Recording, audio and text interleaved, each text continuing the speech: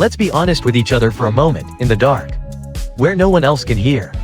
There's a particular kind of cold dread that shows up at the exact moment things are going well. The applause, the nodding heads, your colleagues' eyes lighting up when you walk into the room, and instead of feeling proud, your stomach drops. A quiet, icy voice slides in. They've got it wrong.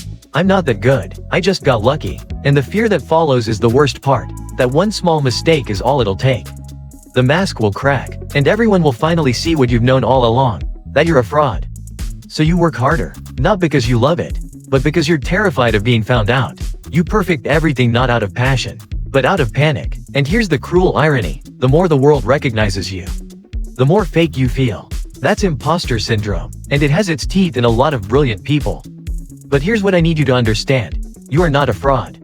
That feeling of not being good enough? Counterintuitively, it's actually evidence that your brain is operating at a higher cognitive level than most. You don't need empty cheerleading. You need the truth. So give me 10 minutes, and I'll show you, using actual neuroscience, why you're far more capable than you believe. And why this fear is just a software bug we can fix. Let's rewind to last night. Maybe around 11, the room is quiet. Your laptop screen glows pale blue. A new email pings. Subject line: congratulations, promotion, recognition, something good. And what happens in your body? Not excitement. There's a stutter in your heartbeat. Your throat tightens like you've swallowed something cold. Your breathing goes shallow. You read the email again, not to enjoy it, but to find the mistake. To find proof they sent it to the wrong person. Psychologists call this discounting the positive. You treat praise like a threat, not a reward. And right on cue, your inner critic wakes up. It doesn't shout. It whispers in a voice that sounds disturbingly rational. You fooled them. But for how long? You Googled half of it. You asked around. That wasn't really you. These thoughts don't pass through. They nail themselves into place. You feel like a thief clutching a gold trophy that doesn't belong to you. Waiting for the sirens. You look back at your work and all you see are the gaps. You've completely erased the sleepless nights, the strategic thinking, the years of grinding. You hand all the credit to luck, timing, easy graders. It's a perfect formula for dismantling your own self-worth. Failure is your fault. Success is a coincidence. And the result? You're living in a paper house.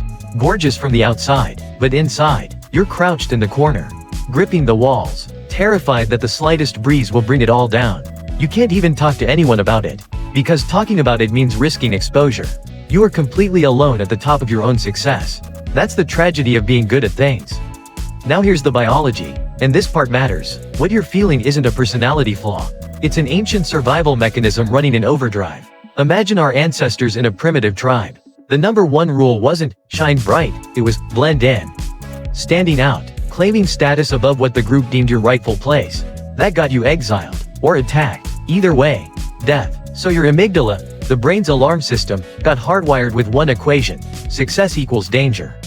When you get promoted or praised, your brain reads it as stepping outside the safety of the herd and immediately floods your body with cortisol. Get back in line. You're exposed. You'll be attacked. The anxiety you're carrying is a prehistoric smoke alarm going off in a kitchen that isn't on fire. I know what the skeptical voice in your head is saying right now. No, he's wrong. I'm actually just bad at this. And that, right there, is the biggest blind spot of all. You feel incompetent precisely because you're knowledgeable. That sounds backwards, so let me explain with the inverted Dunning-Kruger effect. People who are truly incompetent tend to be overconfident. Their knowledge is a puddle, shallow enough that they can see the bottom and think they've mastered the ocean. But your knowledge is an island in the middle of the sea. And the bigger that island grows, the longer its coastline, the more it touches the vast water of everything you don't yet know. The more you learn, the more aware you become of how much is left to learn. Your self-doubt isn't proof of weakness, it's proof of depth. And there's something else working against you. What psychologists call the curse of knowledge. The things you do effortlessly?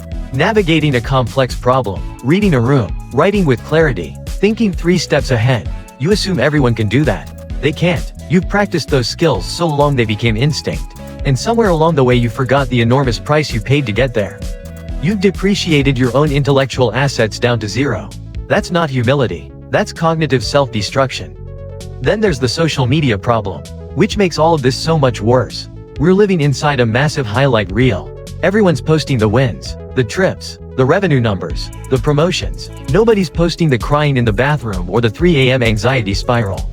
You are committing a fatal comparison error, taking your messy, unfiltered behind the scenes and stacking it against everyone else's professionally edited trailer. Your chaos is real life. Their perfection is a filter. And you're judging yourself by a standard that doesn't exist. So what do we actually do about this? 3 things. First, separate your identity from your emotions. Feelings are not facts. When the anxiety hits and your brain screams, "I am a failure," stop. That's a fatal grammatical error.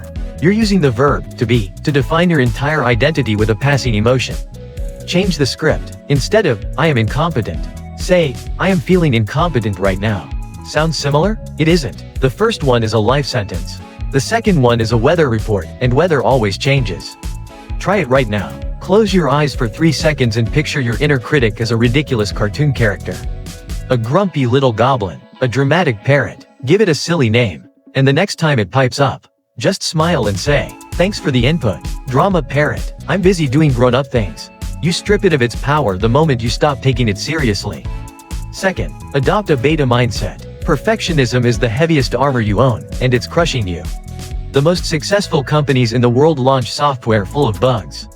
They call it beta. Your next piece of work, your next presentation, your next attempt, it's version 1.0. The goal isn't perfect. The goal is done, out the door, and improvable. The trap to avoid. This isn't an excuse to be sloppy. Beta means your best effort right now, with the understanding that you'll iterate. The difference is in the intention, progress, not laziness. Third, build an evidence file. Your brain is a terrible defense attorney. It always loses track of the proof that you're innocent. So create a folder on your phone. Call it something like The Real Record. Screenshot every compliment, every thank you email, every small win. When the imposter feeling rises up, don't fight it with emotions. Open that folder and let the facts do the talking. This is cognitive behavioral science in your pocket. Hard data overrides distorted thinking. And finally, here's something worth carrying with you. Imposter syndrome never fully disappears. And that's actually good news. Because the day you feel zero anxiety is the day you stop growing. That discomfort, that "I'm not sure I'm ready for this" feeling, that's the sensation of expansion. It means you're reaching. You're out past the safe, familiar edges of what you already know. Don't try to kill the imposter. Invite him along for the ride. Buckle him in, and say, "I know you're scared, but I'm the one driving. Let's go." You are not alone in this darkness. And the mask you've been wearing? It's a lot heavier than it needs to be.